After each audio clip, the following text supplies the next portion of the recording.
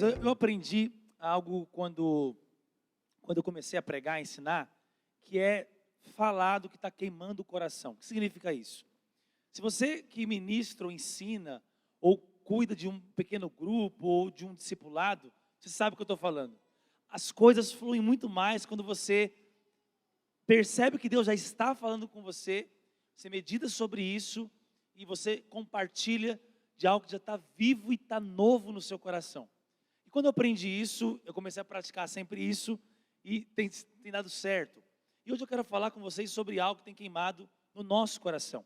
Eu e Esther fizemos 6 anos de casado, parabéns para nós. 6 anos. E nós fizemos uma pequena viagem, deixamos as crianças. Com a nossa vida parece que tem 20, né, gente? Mas são só 6.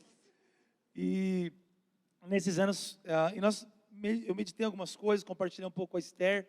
E comecei a escrever o que eu vou compartilhar com vocês, que é algo simples, mas algo que tem feito muito sentido para mim, e que é o encargo do nosso coração, né, amor?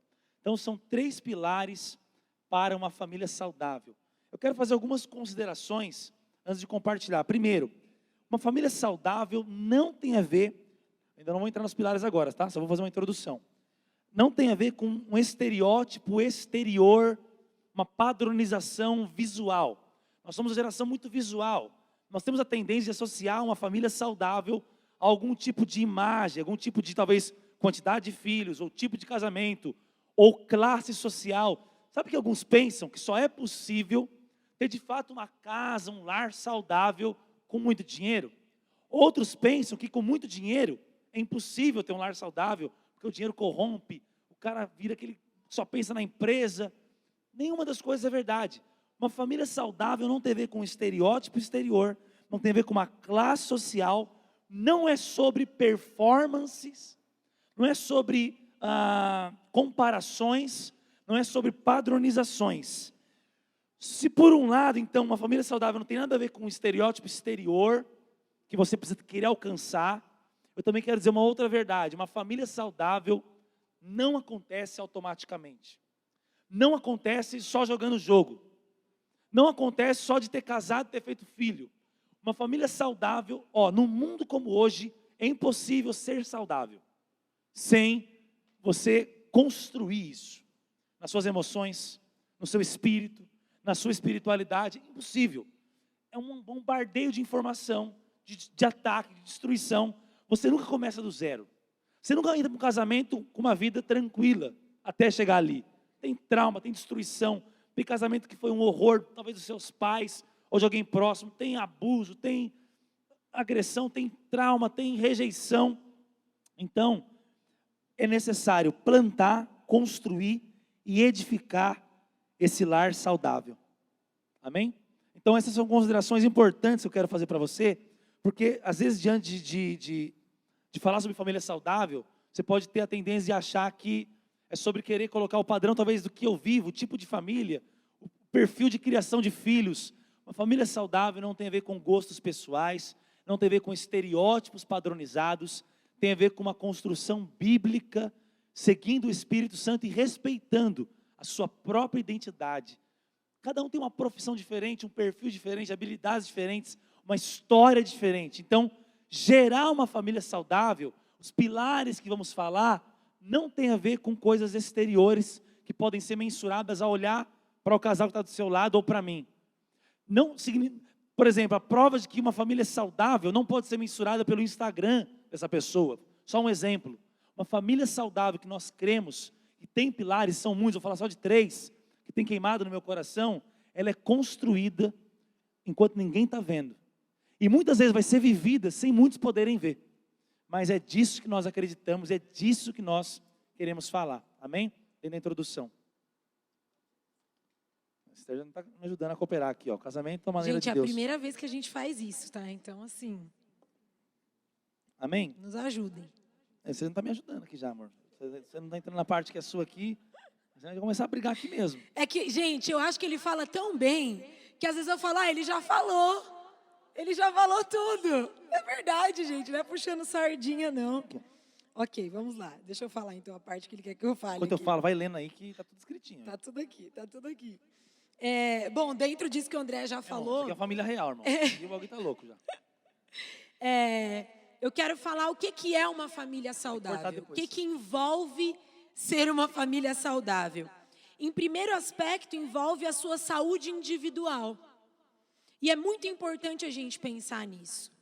O quanto não é possível um casamento saudável se a sua vida pessoal não é saudável. E é muito sério a gente ver isso, porque, infelizmente, nós vemos hoje mulheres, por exemplo, que vivem ali um contexto de cuidar dos filhos, cuidar da casa, de não trabalhar fora, e muitas vezes não são felizes e completas nessa missão, não são realizadas nisso. Ou nós vemos o inverso, né? Mulheres que talvez ganham mais que os maridos, isso é um atrito entre um casal, ou em algum momento o marido está desempregado e a mulher que sustenta a casa, enfim, diversas situações envolvem a nossa saúde individual. E dentro disso, é muito forte nós refletirmos também na nossa história de vida. O que te fez chegar até aqui? Infelizmente, não tem como nós desprezarmos aquilo que nós vivemos. E às vezes a gente acha que passar lá no encontro com Deus, ouvir a palavra da cura da alma, está tudo resolvido. Ah, meu amigo, antes fosse assim, mas não é. Então é muito importante nós pensarmos. Claro que aqui a gente não vai ter muito tempo para se deter nisso, porque talvez isso seria uma palavra inteira. Mas na sua história de vida, o quanto você está resolvido com o divórcio dos seus pais, com o abandono do seu pai, com o abuso da sua infância, o quanto você está resolvido com talvez conflitos que você viveu dentro da sua casa. E é muito triste pensar que as mulheres, normalmente, elas se abrem mais para isso. Né? Elas se expõem mais a procurar uma terapia, a procurar uma pastora, a buscar uma ajuda, seja de uma amiga, de um líder espiritual. Mas muitas vezes nós vemos, infelizmente, os homens levando a sua vida como se aquelas sequelas do passado não fizessem parte da sua vida. E em muitos momentos isso vem. Então a importância de você se resolver quanto a isso. Em segundo aspecto, uma saúde no seu casamento. Não tem como a gente falar de uma família saudável se o seu casamento não é saudável. E nós vamos ver aqui hoje alguns pilares do que é ter esse casamento saudável. E um terceiro aspecto que envolve uma família saudável é a criação dos nossos filhos. O quanto nós amamos os nossos filhos. O quanto nós amamos ser uma família que de fato é educadora. Educa os nossos filhos. O quanto nós amamos ser uma família que não transmite para a escola, para a igreja, para o governo, a educação dos nossos filhos. Mas uma família que de fato veste a camisa e diz: eu vou investir nessas flechas que o Senhor me deu. Eu vou lançá-las para o lugar certo.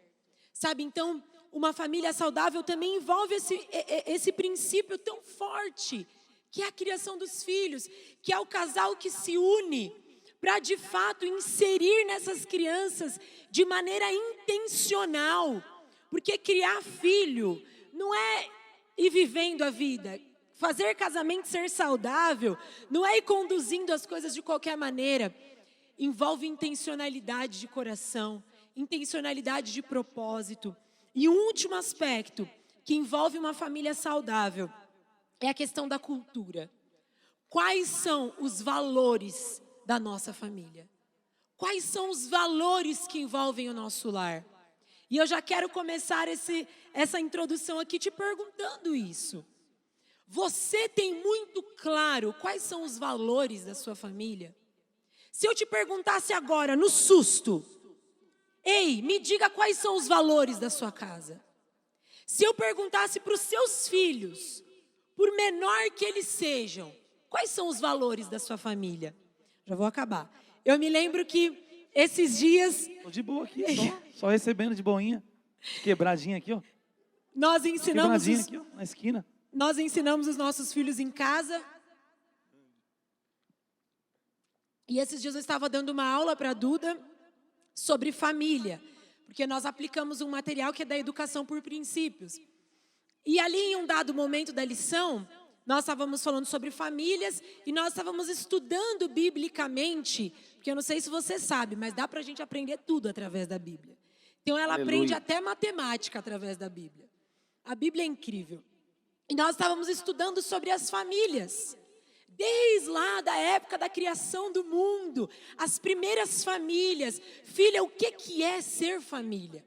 E o Bernardo estava brincando na sala. Ele estava ali brincando com os bonecos dele, ele é agitado, todos sabem, né? E eu falando com a Duda, Duda, quais são as características da nossa família? E ela começou a dizer as características da nossa família.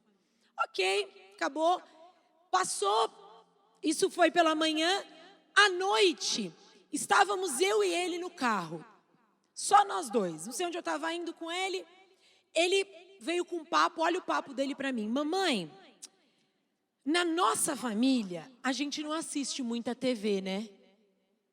Aí eu pensei, por que ele está falando isso? Aí eu, filho, eu pensei na aula da Duda, ele tem 3 anos. Aí ele disse assim para mim, mas ele citou uma outra família. Ele falou, mas na família daquela outra tia, lá eles veem muito celular, mamãe. Não é bom, né? Porque crianças foram feitas para brincar. Aí ele disse assim, mamãe, na nossa família, a gente também não pode comer muito doce, né? Filho, por quê? Porque doce não faz bem para a saúde.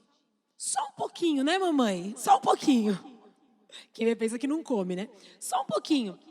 Isto é, a cultura da nossa família já foi enraizada no coração dele. Ele já entendeu. Isso compõe uma família saudável. E talvez o aspecto mais importante. Amém. Que eu quero que você reflita. Amém. Então, dentro dessa introdução, só para você entender. Então, uma família saudável, ela é uma sequência de coisas saudáveis. Indivíduos saudáveis vão gerar um casamento saudável. Vai ter uma criação de filhos, que é uma construção saudável. E aí, o lar tem uma cultura. Então, todo esse processo tem pilares. E esses pilares servem para você como indivíduo, para o seu casamento e para a criação dos seus filhos. E o primeiro desses pilares é afeto. Diga afeto. Pode projetar para nós aí. Então, afeto é o primeiro pilar. Então, um lar, uma família, uma casa, um casamento em que o afeto, o amor, o carinho, o acolhimento, então, a atenção, esse ambiente é proporcionado. Diga afeto novamente. Irmãos, às vezes a gente reclama, né? A gente olha, nossa, essa geração está se degladiando nas redes sociais. A geração também passa por pessoas que estão na rua ali, sangrando ou mendigando e não se importam. A gente pensa que isso é resultado do nada. Não. Ser afetuoso ou ser frio, ser acolhedor ou ser segregador, isso começa em casa. Isso é uma cultura. Um lar nunca será saudável sem afeto. E muitos de nós não tivemos afeto. Não é comum um lar em que o pai fala todos os dias o quanto ama os filhos. Não é comum. Quem aqui ouviu constantemente a sua infância e a sua adolescência, palavras muito afetuosas do seu pai, da figura masculina? Levanta a mão bem alto, do pai. A minoria. Assim, a minoria da minoria. Então, peraí, esse é o tipo de homem que a Bíblia diz que deve existir? A Bíblia fala que o marido tem que ser como Cristo para a igreja, que se entrega. Irmãos, a Bíblia é uma carta de amor, se você for olhar num aspecto entre Deus e o homem. De um homem rebelde, Deus sempre. Todas as falas proféticas para trazer o homem ao arrependimento, é algo maravilhoso. Então, só para você ter uma ideia, então o afeto ele é algo muito importante. E quando eu falo de afeto, de um modo prático, em cada um dos 3 pilares, vão ter 2 aspectos desse pilar para praticar ele, amém? Um eu vou falar, outro a Esther vai falar. Então, dentro do afeto, eu consigo mensurar o afeto e poder praticar, e eu quero até abrir um parênteses aqui, irmãos. Primeiro, não pressupõe que você está zerado, horrível em todas essas áreas. De modo algum. Mas também eu tenho certeza que assim como você precisa ouvir sobre isso e praticar mais sobre isso. Eu falo, enquanto eu preparava, escrevia, eu mesmo pensava, nossa, eu posso melhorar isso na minha casa, no meu casamento, na minha família. Então, um lar saudável tem alguns pilares. O primeiro é o afeto, é um lar afetuoso, acolhedor. E como que eu construo, como que eu planto, como que eu faço para a minha casa ser afetuosa, para o ambiente ser o amor. O ambiente, esses dias tempo atrás eu estava brincando com o Jansen, a gente fez um evento para pastores, né, Jansen? E a gente fez um evento para pastores, imersão líder para os dias de hoje. E foi o primeiro ou foi o segundo? Foi o segundo. Foi o segundo, estava cheio lá. E alguns pastores vieram conversar, eu já estava ouvindo, em lágrimas, assim, nossa, eu nunca fui para um ambiente de pastores que tinha amor, aqui tem amor, a gente riu muito, porque assim, não era um evento romântico, né? E aí eles falaram, aqui tem amor, o cara era mais poético, tem amor na hora que vocês cantam, na hora que vocês pregam, na hora do almoço, vocês conversando. Por quê? Porque o afeto, o amor, o contato, o acolhimento é algo que fica no ambiente. E uma casa precisa disso. A primeira coisa que faz ter afeto no lar é atenção. Diga atenção. Eu estou chamando de atenção, isso se ramifica em vários aspectos. Coloquei algumas coisas aqui. Atenção fala de relacionar-se de verdade. Fala de você perceber, irmãos, como é comum homens indiferentes. Como é comum o cara chegar do trabalho e não olhar. Não, o que é atenção? É perceber. Nós, homens e as mulheres também, nós precisamos ter um sensor espiritual, uma percepção. Quantas vezes eu deixei de perceber que a Esther não estava tão bem e aí ela ficou pior ainda? Quantas vezes a mesma coisa? Essa semana, irmão, joguei bola e cheguei machucado, segunda-feira em casa. E aí, irmãos, ela não entendeu por que eu fiquei triste. Eu tomei uma na costela, o mês passado eu tomei nessa costela, agora eu tomei nessa. Os irmãos querem machucar o pastor. Eu falei, assim que nasce o culto de segunda, quando o pastor se machuca no futebol. Assim que nasce o culto de segunda, o pastor se machuca no futebol, fala, que futebol nada. Fazer um culto de segunda-feira, os irmãos não jogar mais bola.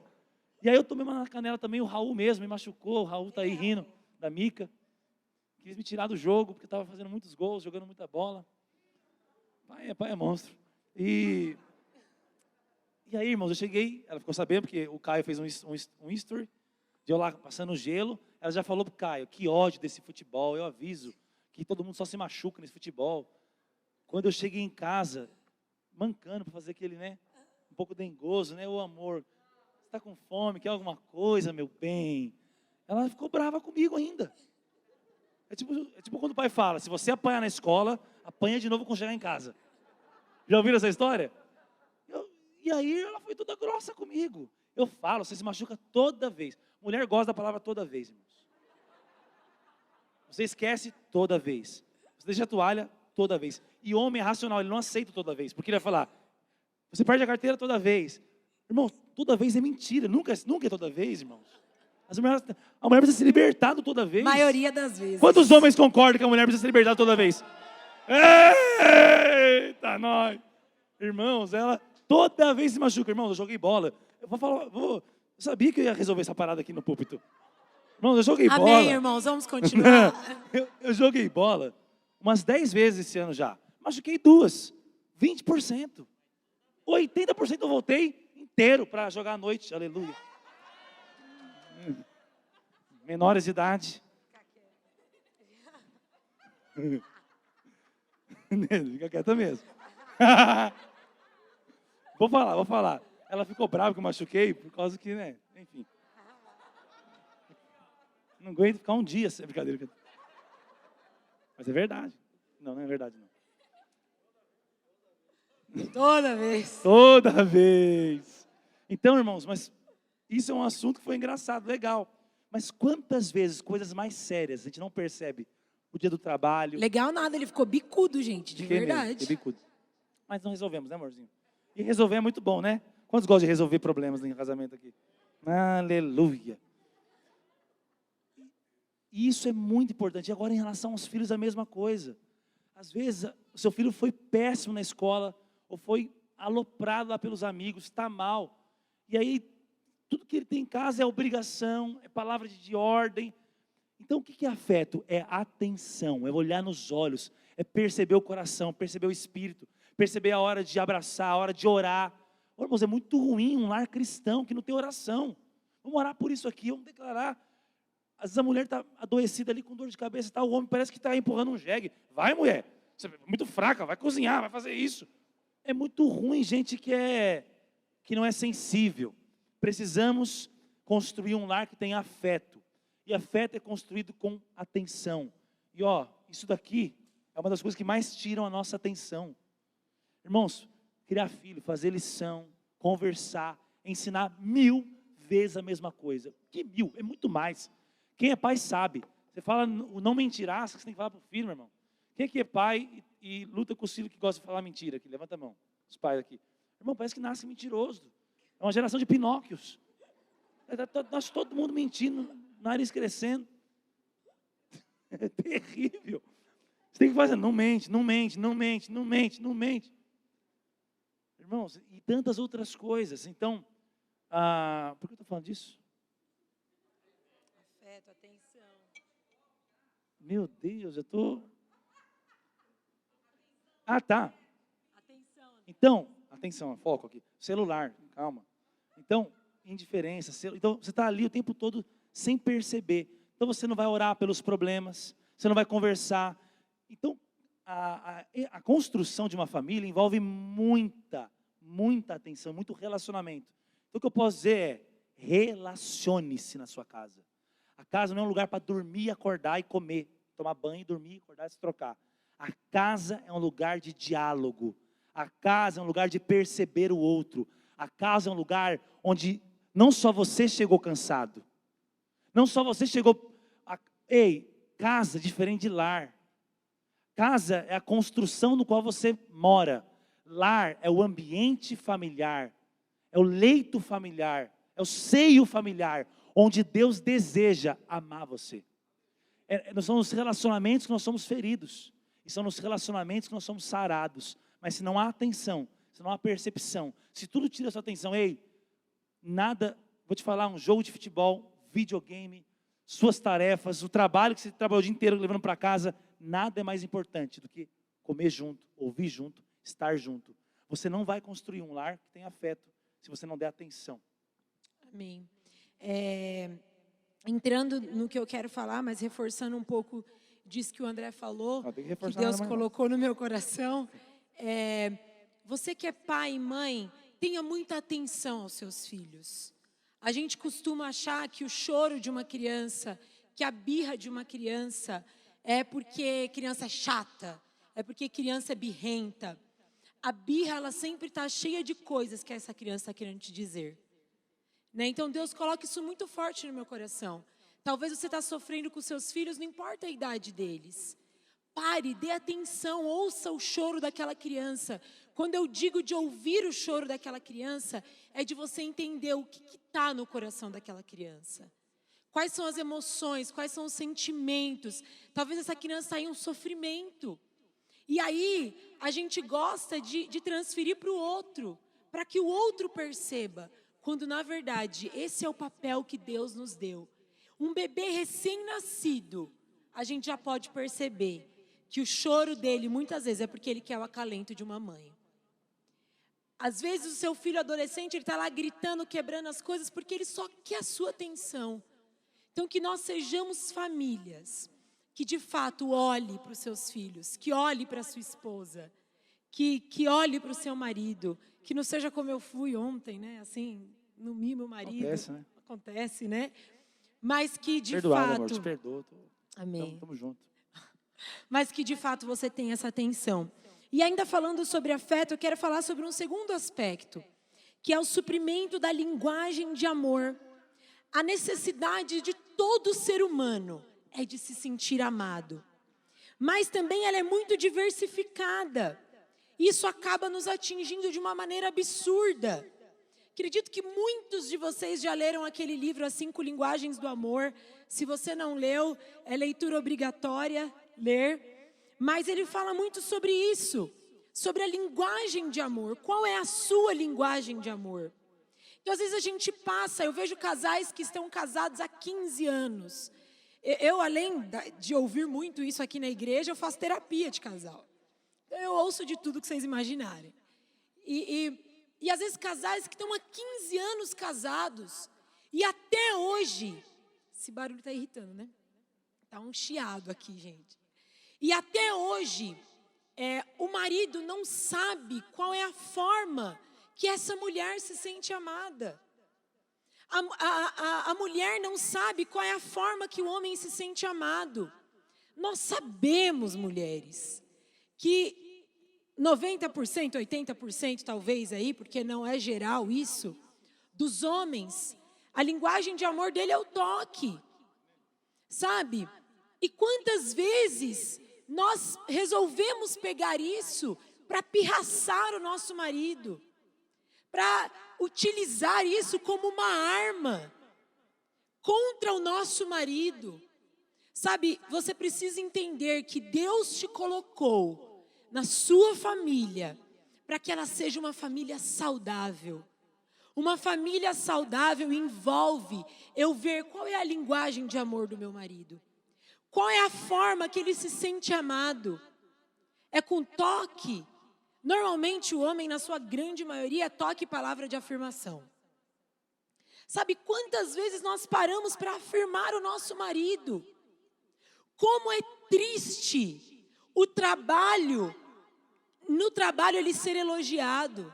Como é triste na igreja ele ser elogiado. Como é triste sempre o nosso cônjuge ser elogiado fora, mas dentro da nossa casa não ter um ambiente de elogios, de palavras de afirmação. Como é triste a sua filha ter que ouvir do cara lá de fora que ela é linda, que ela é amada, porque ela não ouve do seu próprio pai. Sabe que na nossa casa tenha um ambiente onde nós sempre estamos sensíveis a perceber como eu posso fazer com que o outro se sinta amado. Amém. Só um minutinho. Em Provérbios, capítulo 31, no versículo 28 e 29, diz assim, falando sobre afeto. Diga afeto. Seus filhos se levantam e a chamam de abençoada, e o seu marido a elogia. Há muitas mulheres virtuosas nesse mundo, mas você supera todas elas. Então, vou até continuar lendo 30 e 31. Os encantos são enganosos, e a beleza não dura para sempre. Mas a mulher que teme ao Senhor será elogiada. Recompense-na por tudo que ela faz, que as suas obras a elogiem publicamente. Olha como Deus considera o elogio uma manifestação de amor e de honra. Então, eu coloquei um versículo para cada tópico que foi inspirado em um texto bíblico, um versículo bíblico.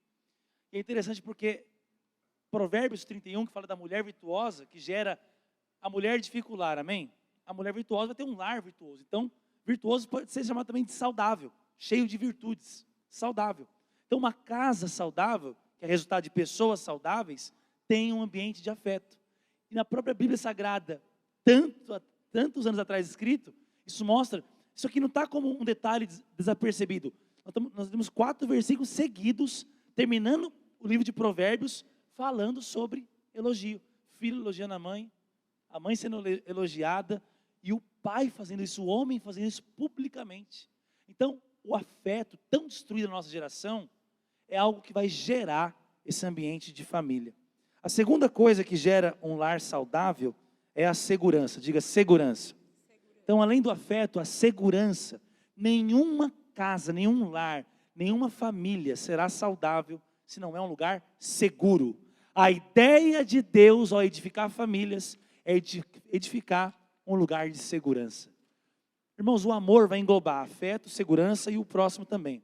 Porque o amor, ele é a própria essência de Deus. Não existe amor sem segurança. Por que o verdadeiro amor lança fora o medo? Porque o amor te dá segurança, a confiança.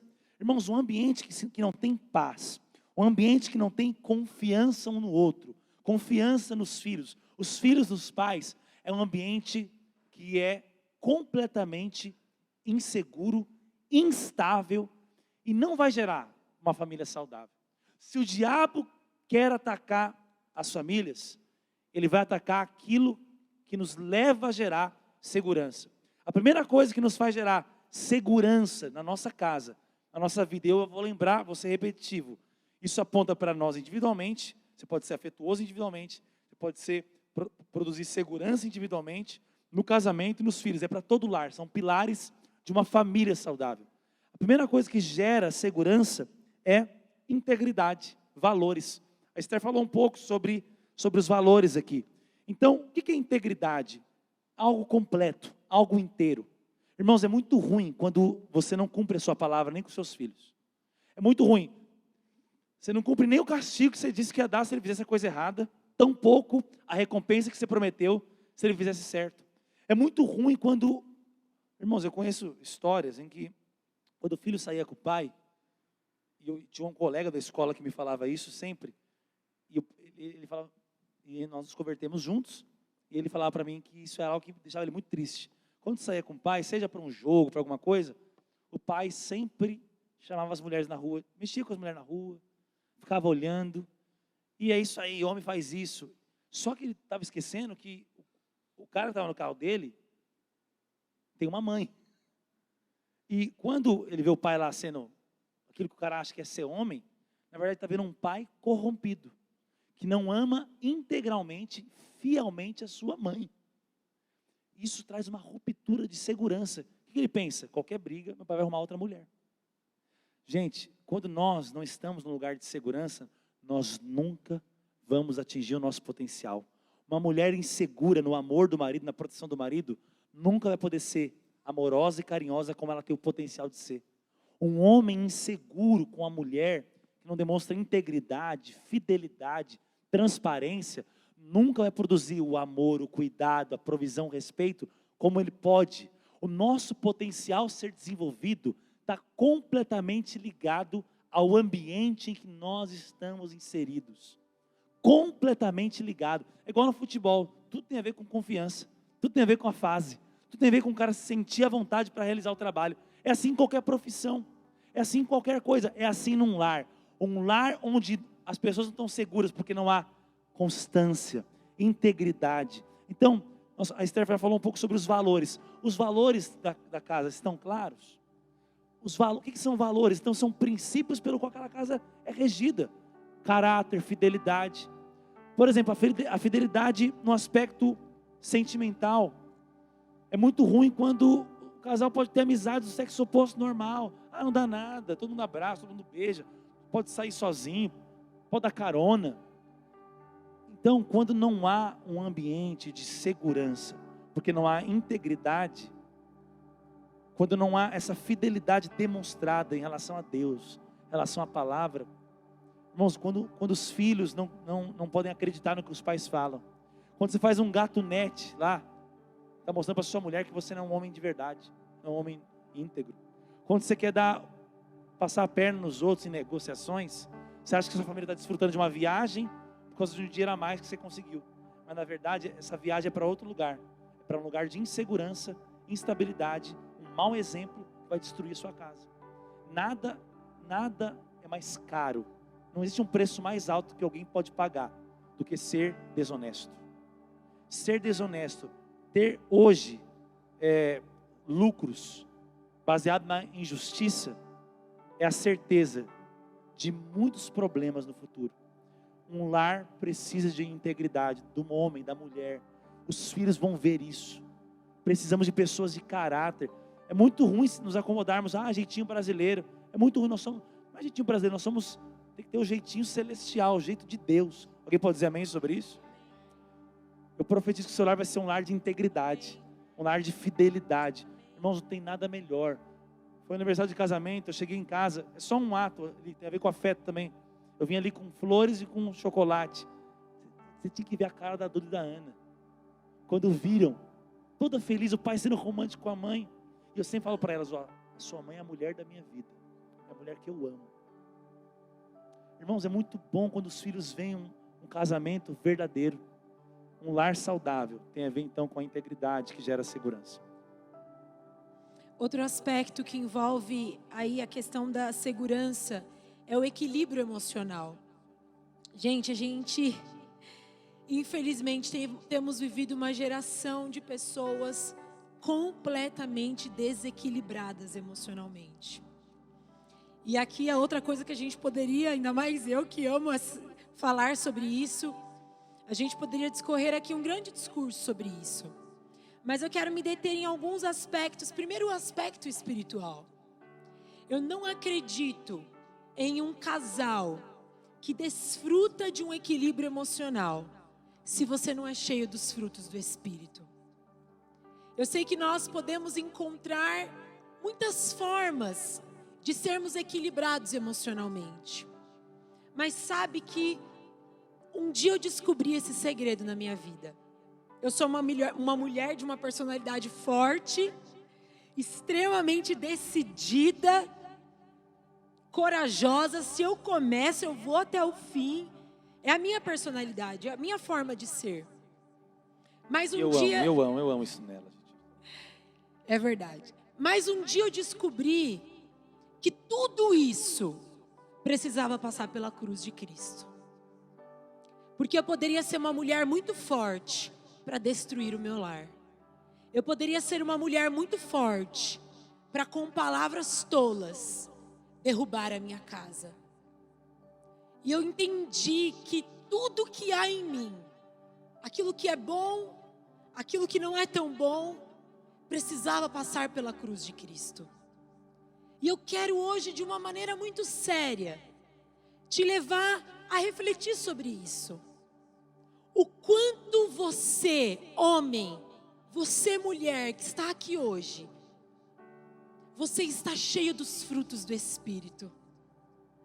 A Bíblia diz que os frutos do Espírito é amor, é paz, é longanimidade, é benignidade, é domínio próprio, é mansidão, sabe, fidelidade.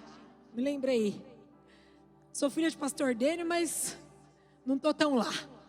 Paciência, alegria. Esses são os frutos do Espírito. Sabe, ser uma mulher, ser um homem equilibrado emocionalmente é quem todos os dias escolhe passar pela cruz de Cristo. Ser equilibrado. Sabe, eu sei que no dia a dia, gente, a gente tem tanta coisa que nos atormentam, que são tantas situações da vida. É conta para pagar, é filho que fica doente, é neto que tá para nascer, é situações que acontecem daqui, de lá, que nos preocupam, é pandemia, é alguém doente. São tantas as situações. Mas qual é o segredo? O segredo é estar cheio do fruto do Espírito. Por isso eu quero te desafiar essa noite. Saia daqui dizendo: eu vou ser alguém individualmente que é cheio dos frutos dele. Eu quero te dizer, não é impossível ter um casamento feliz. As pessoas dizem, eu ouço quase todos os dias: ah, eu não sei, Esther, eu não sei se dá mais. Eu quero te dizer, é possível ter um casamento saudável, mas só é possível se você estiver cheio dos frutos do Espírito. Um segundo aspecto que eu quero falar disso: você precisa estar pessoalmente realizado. Eu quero te perguntar, você é realizado com você mesmo? Você se sente uma mulher realizada? Você se sente um homem realizado? Porque quando a gente fala de equilíbrio emocional, nós estamos falando de pessoas que se sentem realizadas. E quando eu digo de realização, eu não estou dizendo, gente, de um padrão que o mundo impôs, que você tem que ganhar 50 mil por mês para ser realizado.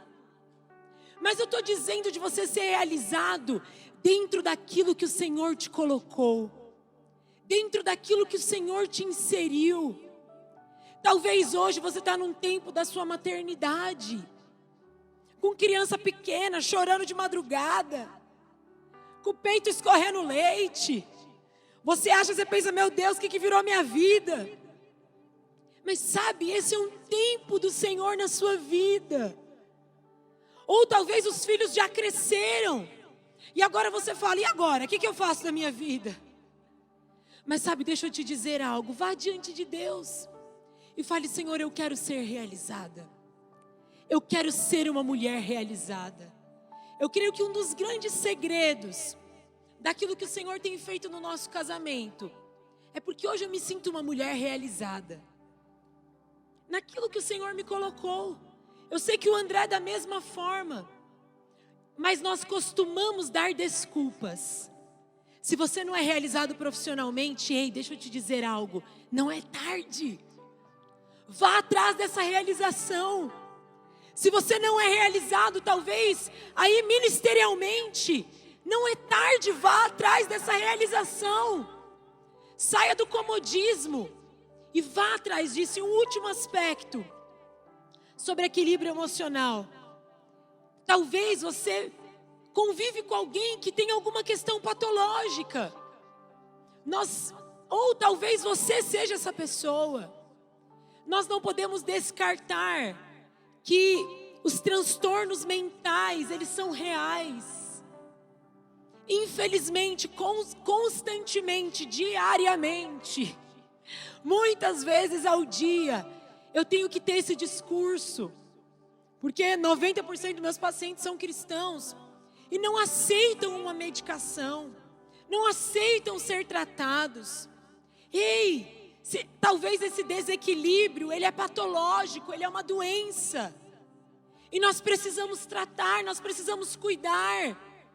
Se você tem uma questão muito ansiosa, que atrapalha a sua vida, uma questão depressiva, pensamentos talvez de morte, de suicídio. Se você, mulher, tem uma disfunção sexual muito séria, talvez um vaginismo, que é uma dor constante nas relações sexuais. Talvez se você, homem, tem uma disfunção erétil, um problema sexual, deixa eu te dizer algo com muito amor. Procure ajuda. Não deixa que a sua casa seja destruída por uma negligência. Sabe, vá atrás de ajuda. Nós temos tantos profissionais. O Senhor tem dado tanto recurso a tantas pessoas na ciência. Por isso, vá atrás, procure ajuda. Você não está sozinho. Se você tem uma esposa ou um marido que tem alguma questão patológica, o ame. Sabe, estenda a mão. Procure formas de ajudá-lo. Mas não negligencie isso. Que Deus possa levantar no nosso meio de fato mulheres e homens que são cheios de equilíbrio. Amém. Que vivem em equilíbrio. Amém? Amém. Interessante porque em Provérbios, capítulo 20, verso 7, diz assim: o justo anda em integridade. Nós gostamos de falar que somos justos, né? Justificados. E o justo anda em integridade, porque ele é justo pela obra da cruz. Ele pode ser íntegro. E felizes os filhos que seguem os seus passos. Olha que coisa linda. O lar dos filhos de Deus justificados é um lar onde há integridade.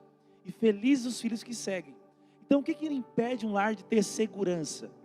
A falta de integridade e o desequilíbrio emocional. Por quê? Quem tem segurança numa casa onde alguém pode estourar a qualquer momento? Irmãos, eu tenho que abrir um parênteses de falar. Pensa num lugar que tem lares onde há desequilíbrio emocional. É lar de muitos crentes, por causa da religiosidade. Disso que a Esther está falando, de não procurar ajuda, de achar que tudo se resolve no misticismo. Irmãos, nós somos uma igreja que crê no poder de Deus, oração, palavra profética, mas temos que ser responsáveis com a nossa vida. Nenhum filho merece um lar onde o pai arrebenta com ele na porrada porque é desequilibrado.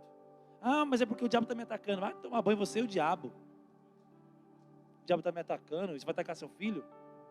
Ninguém merece um lar onde a esposa e o marido estão se degladiando em palavras. Um recém-nascido vai absorver isso, vai ficar doente emocionalmente, porque tem a ver com espírito, tem a ver com energia. Você não crê no mundo espiritual, não? E olha, desequilíbrio emocional gera lar inseguro. Lar inseguro gera gente desequilibrada emocionalmente. Gente desequilibrada emocionalmente vai gerar novos lares inseguros. Aí você tem o quê? Uma série de gente que é espiritual, entre aspas, é espiritual, mas está com lar muito pior do que muitos ímpios. Sendo que nós oramos agora há pouco pela bênção de Deus para as famílias espirituais. Então o que coopera com isso? Sabedoria. Diga sabedoria. E quando você está mal, a sabedoria de procurar ajuda no lugar certo. Ei, quando você está com dor, um problema, você procura aquele médico especialista, ortopedista, seja qual for. Por quê? Porque tem a ver com aquele problema a ser resolvido. Da mesma forma.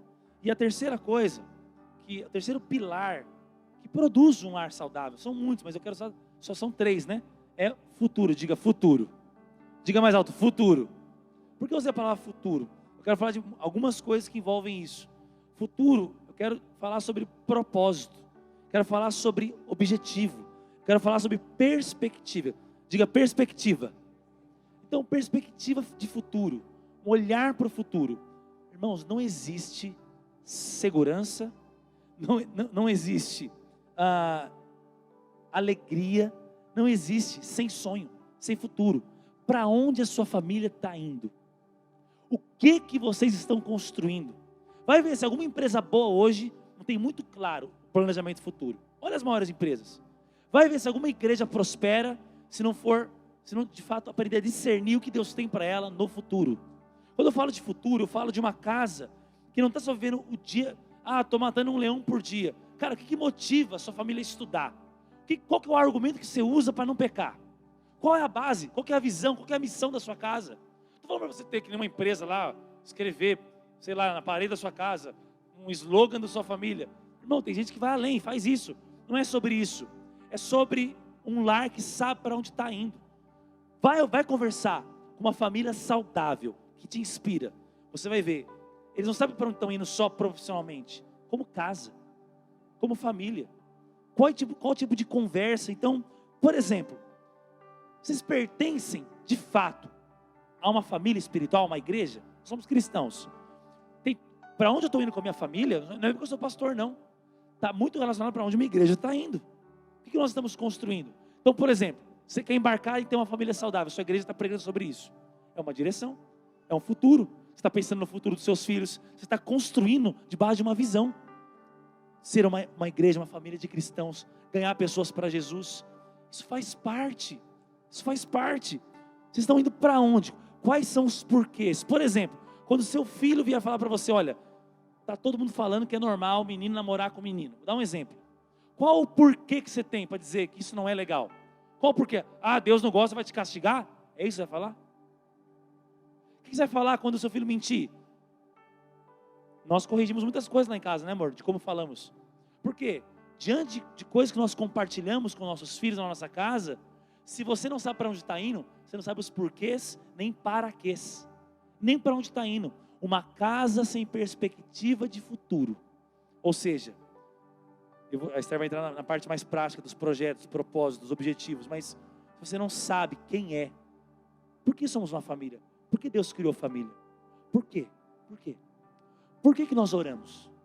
Quem é Deus? Por que eu vou de domingo? Por que eu mando meu filho se trocar no domingo?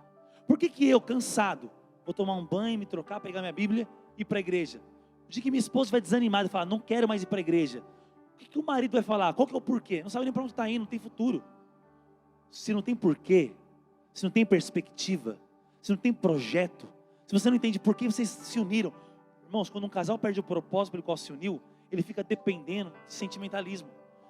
Você colocar um casamento que envolve uma família, sendo segurado por sentimento, me sinto bem, ela me faz feliz. Vai tomar banho.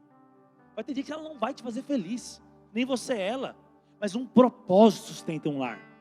Um propósito, uma visão, uma palavra. Deus me uniu. Deus ama casamento. Deus quer tocar uma geração. Por que Deus me uniu? Quando um casal não tem um propósito pelo qual se uniu, qualquer coisa é motivo para separar. Quando não é um projeto. Quando eu falo um projeto, não estou falando de um slide, não. Estou falando de assim, cara, isso aqui é um projeto de Deus. Deus me deu uma casa, eu vou morrer por isso. Essa aqui é a minha igreja. Você vai poder fazer escolhas.